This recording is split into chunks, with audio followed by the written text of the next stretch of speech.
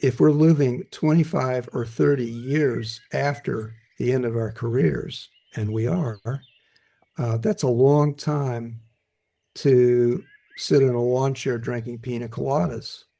It's just not sustainable. For your own sanity, it's important that you find something else to do, something that replaces the old identity that you had and gives you some meaning and purpose to live and continue to contribute. Welcome to the first episode of A Change in Story, a podcast about the moments that reshape how we see ourselves and the world around us. Formally Take a Beat, the podcast will now focus more on individual stories and what happens when people challenge old narratives, let go of what no longer fits, and figure out what comes next.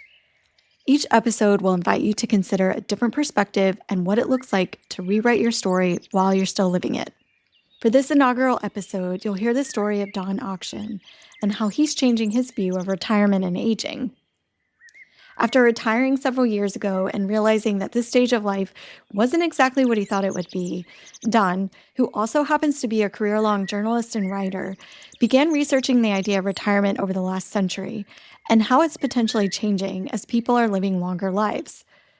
He also interviewed other retirees about their experiences and found that he wasn't alone in his discovery that the transition to a post-career life comes with more than just financial changes and considerations. It also comes with changes in things like routine, identity, and social circles. These findings, as well as his desire to continue to write and contribute, led Don to start a weekly newsletter and eventually accomplish a lifelong dream of writing a book called The Afterwork: Finding Fulfilling Alternatives to Retirement. Take a listen to hear more of Don's story and how he's now approaching retirement for himself and helping others to think differently about a post-career life. What was your career like leading up to retirement? I started as a newspaper reporter, which was all I ever wanted to be. I decided on that at the age of 10 that was what I would need to do because my mother made it very clear that I couldn't be a writer because they didn't make any money. So I said, okay, well, if I'm a newspaper reporter, that's a job and I get to write. So how's that? That did okay for a while. I was a reporter for 3 years, and then I left the newspaper business and went into magazine publishing and writing longer pieces, more featurey, more less news driven and more personality driven and subject driven. And then from there, I have been a marketing communications person for colleges and universities. I worked for a foundation, and I spent a lot of time basically on my own because for one reason or another, I felt like I was terminally unemployable. So I just went into self-employment. And that's where I was when I reached retirement because I thought it would be a fairly gradual transition from self-employment to self-retirement. And it was smooth, but it wasn't what I was expecting at all. How was it different than you were expecting? I guess I imbibed fully the conventional wisdom that retirement was going to be, a perfect, never-ending summer vacation, and I could do whatever I wanted, and especially thought that what I would do is what I had always wanted to do since I was a kid, which was to write novels. So I started writing novels. I wrote two. They're still sitting on a shelf. And that took 4 years. And what I learned was the writing of novels is not a life for me. It's much too lonely. You write for 2 years or 4 years and you don't get any feedback. And you don't know if you've written the world's greatest masterpiece or a pile of trash. And that's a hard thing to deal with. But I was fortunate. I found what was essentially an online writers group. It was conducted by a person who was sort of a therapist and a creative coach. And after a short time in that group, somebody said, well, maybe you should write shorter stuff. And I said, duh, why didn't I think of that? And about that time, I noticed Substack, which seemed to be a perfect medium for newsletters. So I started writing a newsletter about aging. It's called The End Game. and I write weekly columns about different aspects and trying to put a positive slant on the aging process. Out of that, I started reading more and more about retirement and found that my experience of it not being what I expected it to be was not unique. And I started working on interviewing other people and and learned a lot from that process. And out of it, eventually, after 3 years of shaping and molding and rewriting, I got the book, The Afterwork, which talks about fulfilling alternatives to the old idea of retirement. And it sounds like you found a fair amount of other people who were also surprised that their idea of retirement didn't necessarily match reality. I did indeed. It's really it's been a long time coming to realize the whole situation, but really we're pioneering something new. There's a new phase of life that happens after we stop our first career and before we toddle off to the great darkness, whatever. And that is what I call the afterwork. And it's a period where we are physically and mentally able to contribute. And we are able to do things and we have ideas and we're still here. And we're not ready to be shipped off onto an iceberg, as I think my children would prefer. But well, as I say, it's really not possible anymore either because of global warming. Not enough icebergs. So um, it's it's a constant.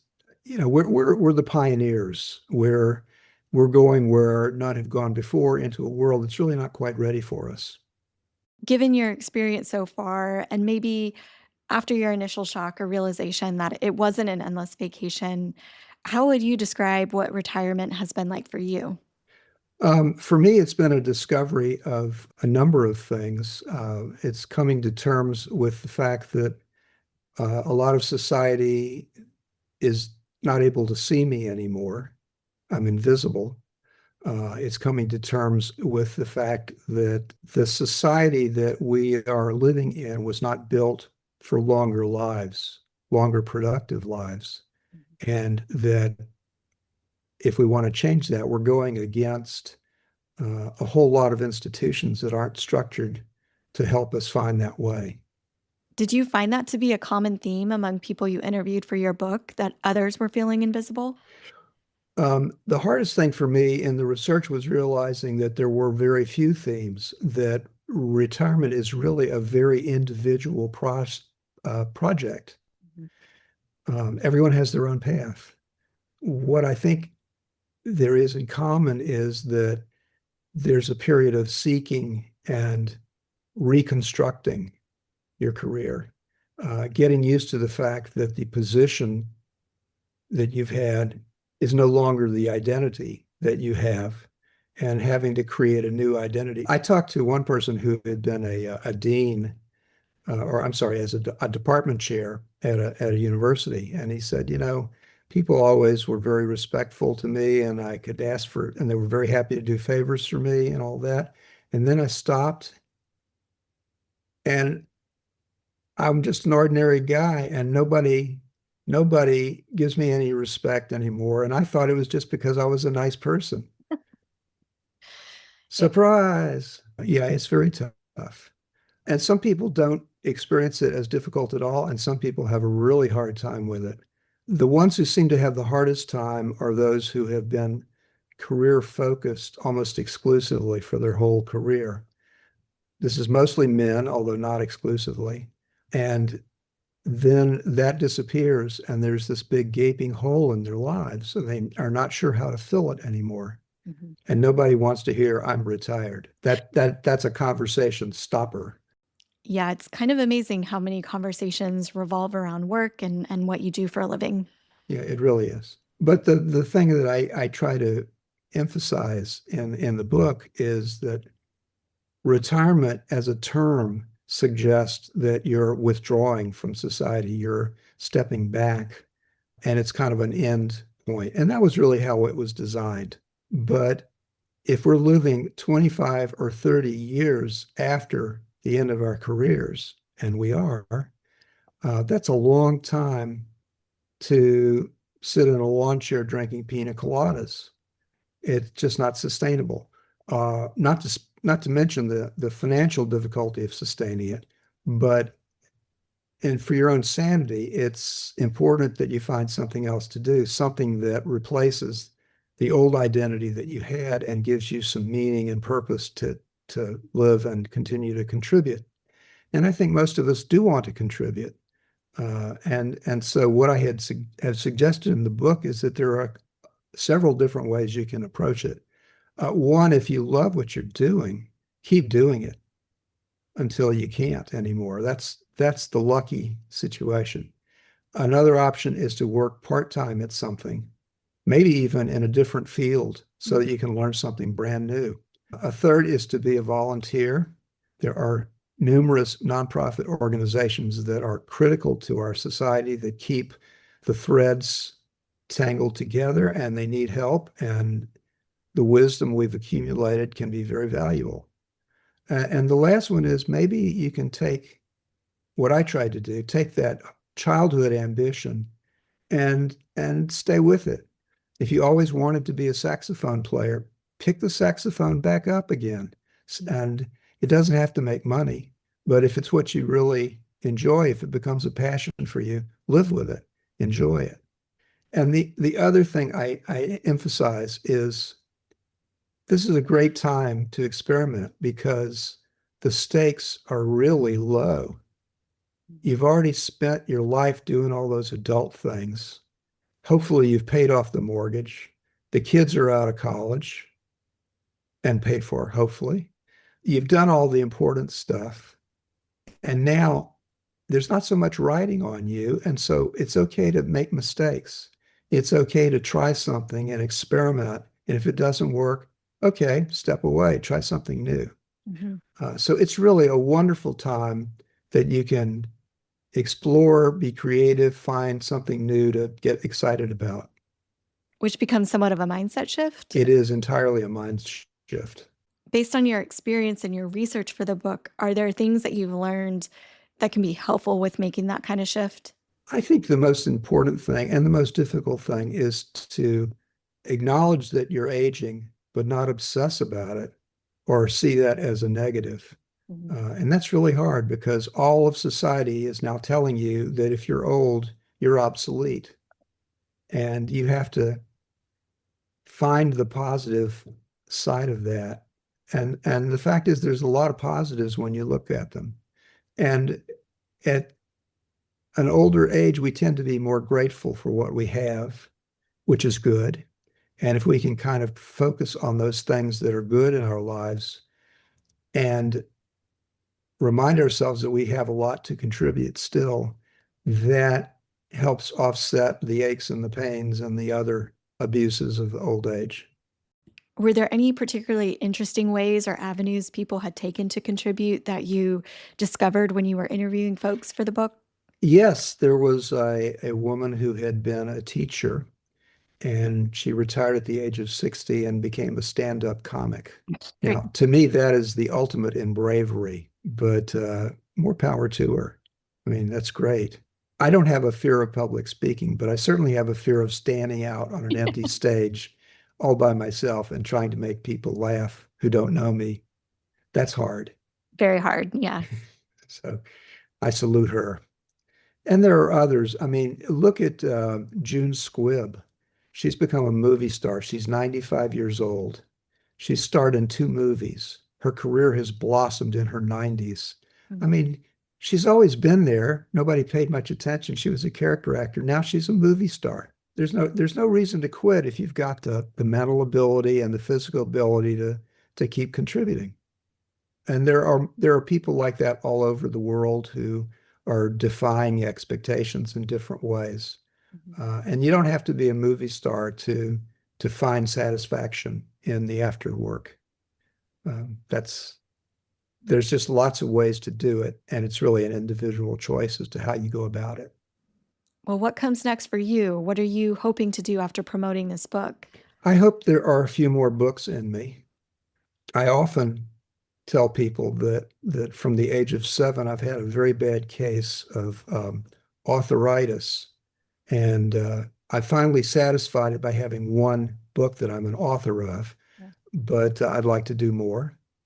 And meanwhile, stay healthy and enjoy friends and family and feel like I'm still part of the world. And you've also got your newsletter, The End Game, where you write about aging and retirement.